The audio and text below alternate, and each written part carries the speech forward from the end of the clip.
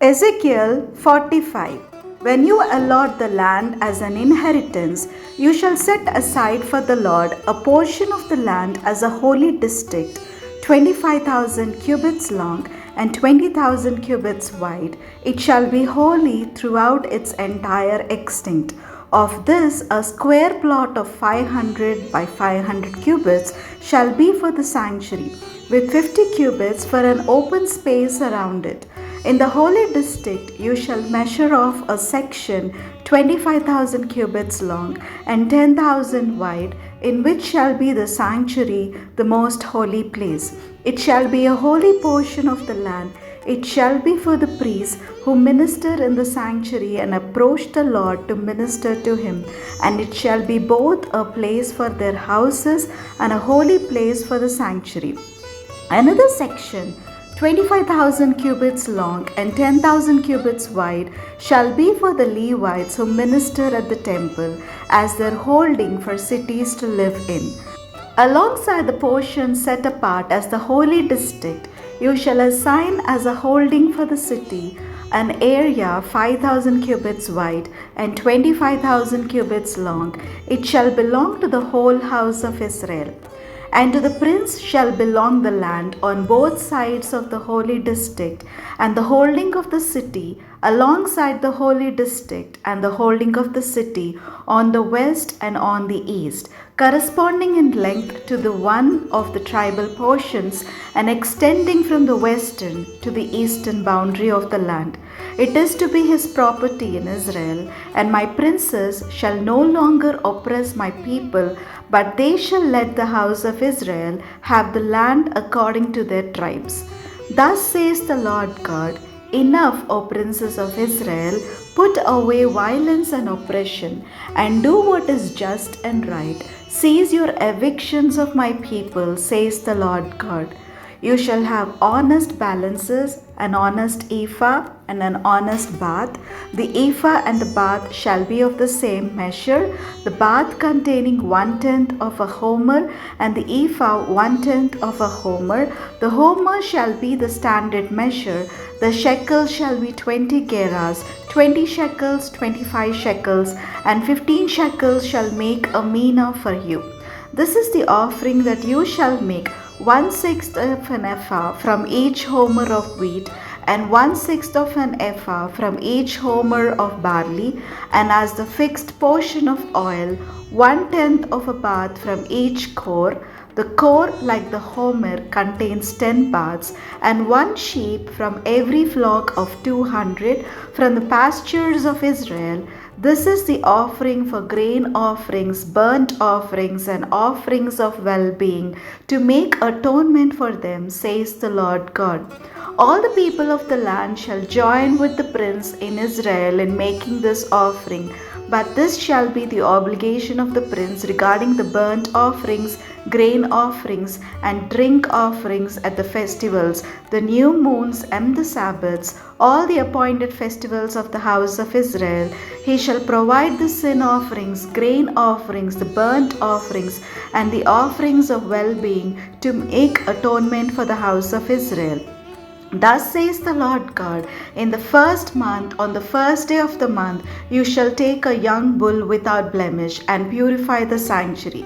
The priest shall take some of the blood of the sin offering and put it on the doorposts of the temple, the 4 corners of the ledge of the altar, and the posts of the gate of the inner court. You shall do the same on the 7th day of the month for anyone who has sinned through error or ignorance.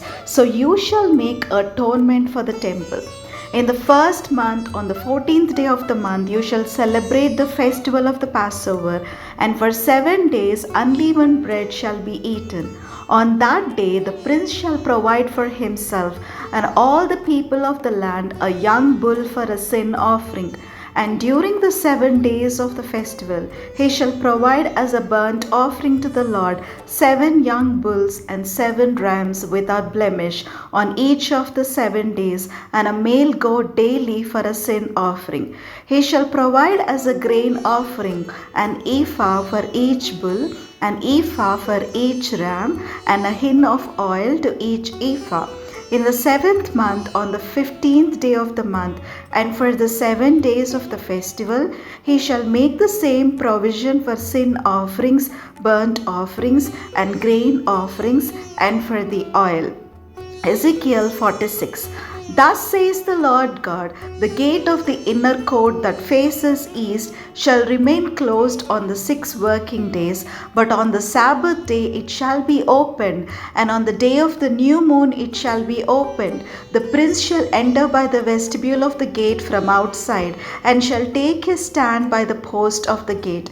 The priest shall offer his burnt offering and his offerings of well-being, and he shall bow down at the threshold of the gate. Then he shall go out, but the gate shall not be closed until evening. The people of the land shall bow down at the entrance of that gate before the Lord on the Sabbaths and on the new moons. The burnt offering that the prince offers to the Lord on the Sabbath day shall be 6 lambs without blemish and a ram without blemish, and the grain offering with the ram shall be an ephah, and the grain offering with the lambs shall be as much as he wishes to give, together with a hin of oil to each ephah. On the day of the new moon he shall offer a young bull without blemish, and a 6 lambs and a ram, which shall be without blemish. As a grain offering he shall provide an ephah with the bull, and an ephah with the ram, and with the lambs as much as he wishes, together with a hin of oil to each ephah. When the princess enters, he shall come in by the vestibule of the gate, and he shall go out by the same way. When the people of the land come before the Lord at the appointed festivals, whoever enters by the north gate to worship shall go out by the south gate, and whoever enters by the south gate shall go out by the north gate. They shall not return by way of the gate by which they entered, but shall go out straight ahead.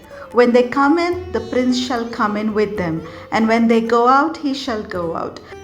At the festivals and the appointed seasons, the grain offering with a young bull shall be an ephah, and with a ram an ephah, and with the lambs as much as one wishes to give, together with a hin of oil to an ephah.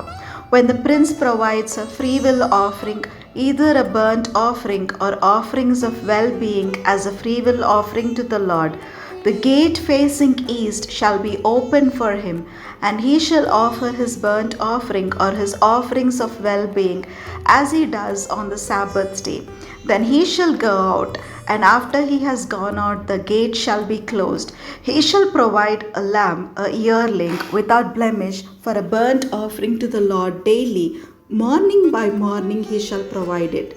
And he shall provide a grain offering with it morning by morning regularly, 1/6 of an ephah and 1/3 of a hin of oil, to moisten the choice flour as a grain offering to the Lord. This is the ordinance for all time. Thus the lamb and the grain offering and the oil shall be provided morning by morning as a regular burnt offering. Thus says the Lord God, if the prince makes a gift to any of his sons out of his inheritance, it shall belong to his sons. It is their holding by inheritance.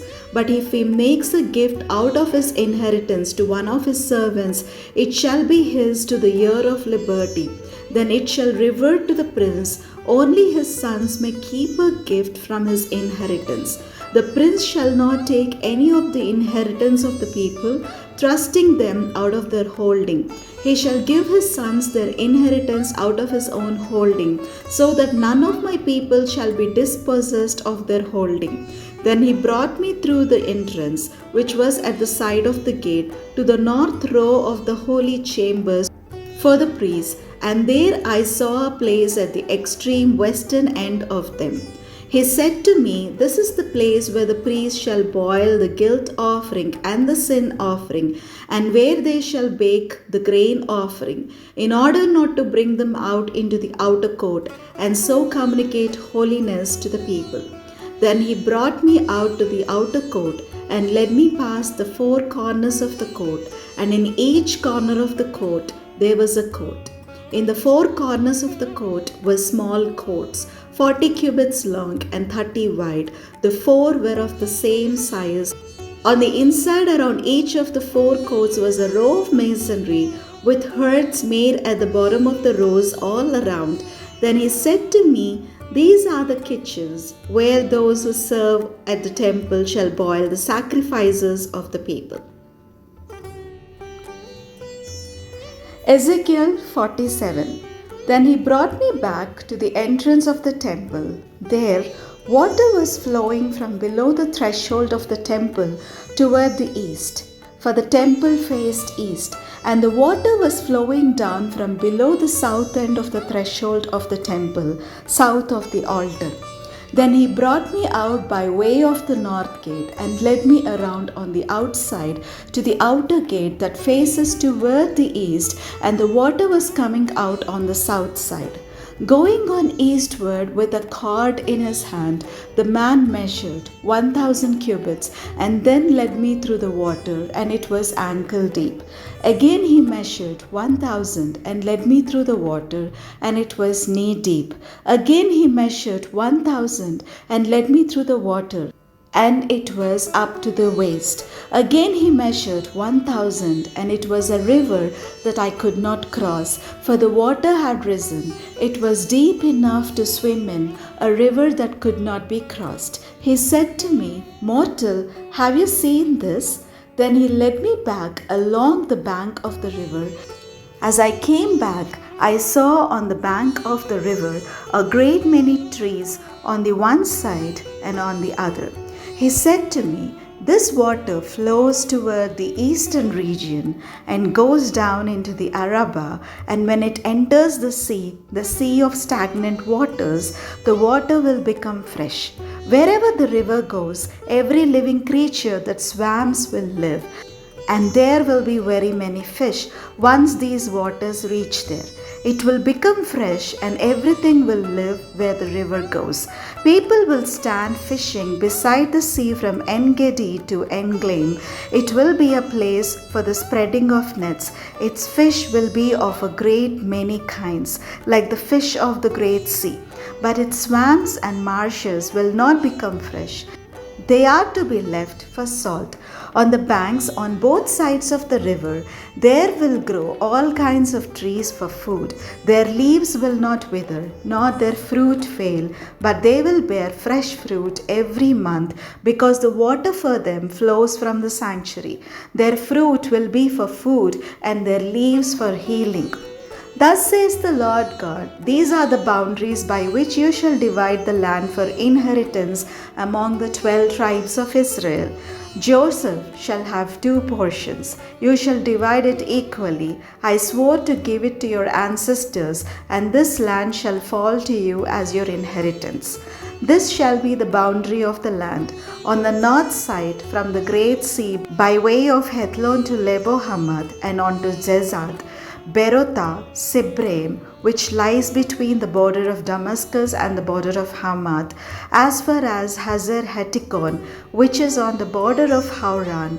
So the boundary shall run from the sea to Hazar Enon, which is north of the border of Damascus, with the border of Hamath to the north. This shall be the north side.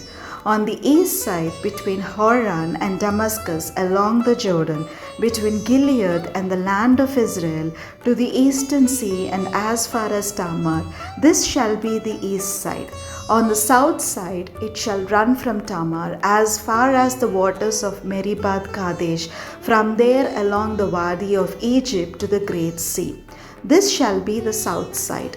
On the west side, the great sea shall be the boundary to a point opposite Lebo Hamath. This shall be the west side. So you shall divide this land among you according to the tribes of Israel. You shall allot it as an inheritance for yourselves and for the aliens who reside among you and have begotten children among you. They shall be to you as citizens of Israel. With you they shall be allotted an inheritance among the tribes of Israel. In whatever tribe aliens reside, there you shall assign them their inheritance, says the Lord God. Ezekiel 48. These are the names of the tribes beginning at the northern border on the Hethlon road, from Lebo Hamath as far as Hazar Enon, which is on the border of Damascus, with Hamath to the north, and extending from the east side to the west, Dan one portion. Adjoining the territory of Dan from the east side to the west, Asher one portion. Adjoining the territory of Asher from the east side to the west, Naphtali one portion. Adjoining the territory of Naphtali from the east side to the west, Manasseh one portion. Adjoining the territory of Manasseh from the east side to the west, Ephraim one portion. Adjoining the territory of Ephraim from the east side to the west, Reuben one portion. Adjoining the territory of Reuben from the east side to the west, Judah one portion. Adjoining the territory of Judah from the east side to the west shall be the portion that you shall set apart, 25,000 cubits in width, and in length equal to one of the tribal portions from the east side to the west, with the sanctuary in the middle of it. The portion that you shall set apart for the Lord shall be 25,000 cubits in length and 20,000 in width. These shall be the allotments of the holy portion. The priest shall have an allotment measuring 25,000 cubits on the northern side, 10,000 cubits in width on the western side, 10,000 in width on the eastern side, and 25,000 in length on the southern side, with the sanctuary of the Lord in the middle of it. This shall be for the consecrated priests, the descendants of Zadok, who kept my charge, who did not go astray when the people of Israel went astray, as the Levites did. It shall belong to them as a special portion from the holy portion of the land, a most holy place, adjoining the territory of the Levites. Along the territory of the priests, the Levites shall have an allotment 25,000 cubits in length and 10,000 in width. The whole length shall be 25,000 cubits and the width 20,000. They shall not sell or exchange any of it. They shall not transfer this choice portion of the land, for it is holy to the Lord. Reminder 5,000 cubits in width and 25,000 in length shall be for ordinary use for the city, for dwellings and for open country. In the middle of it shall be the city, and these shall be its dimensions: the north side 4,500 cubits, the south side 4,500, the east side 4,500, and the west side 4,500. The city shall have open land: on the north 250 cubits, on the south 250, on the east 250, on the west 250. The remainder of the length alongside the holy portion shall be 10,000 cubits to the east and 10,000 to the west, and it shall be alongside the holy portion. Its produce shall be food for the workers of the city. The workers of the city from all the tribes of Israel shall cultivate it. The whole portion that you shall set apart shall be 25,000 cubits square, that is, the holy portion together with the property of the city. What remains on both sides of the holy portion and of the property of the city shall belong to the prince. Extending from the 25,000 cubits of the holy portion to the east border, and westward from the 25,000 cubits to the west border, parallel to the tribal portions, it shall belong to the prince. The holy portion with the sanctuary of the temple in the middle of it, and the property of the Levites and of the city shall be in the middle of that which belongs to the prince. The portion of the prince shall lie between the territory of Judah and the territory of Benjamin. As for the rest of the tribes, from the east side to the west, Benjamin one portion. Adjoining the territory of Benjamin from the east side to the west, Simeon one portion. Adjoining the territory of Simeon from the east side to the west, Issachar one portion. Adjoining the territory of Issachar from the east side to the west, Zebulun one portion. Adjoining the territory of Zebulun from the east side to the west, Gad one portion. And adjoining the territory of Gad to the south, the boundary shall run from Tamar to the waters of Meribah Kadesh, from there along the Wadi of Egypt to the Great Sea. This is the land that you shall allot as an inheritance among the tribes of Israel, and these are their portions, says the Lord God. These shall be the exits of the city. On the north side, which is to be 4,500 cubits by measure, 3 gates, the gate of Reuben, the gate of Judah, and the gate of Levi, the gates of the city being named after the tribes of Israel. On the east side, which is to be 4,500 cubits, 3 gates, the gate of Joseph, the gate of Benjamin, and the gate of Dan. On the south side, which is to be 4,500 cubits by measure, 3 gates, the gate of Simeon, the gate of Issachar, and the gate of Zebulun. On the west side, which is to be 4,500 cubits, 3 gates, the gate of Gad, the gate of Asher, and the gate of Naphtali. The circumference of the city shall be 18,000 cubits, and the name of the city from that time on shall be, The Lord is there.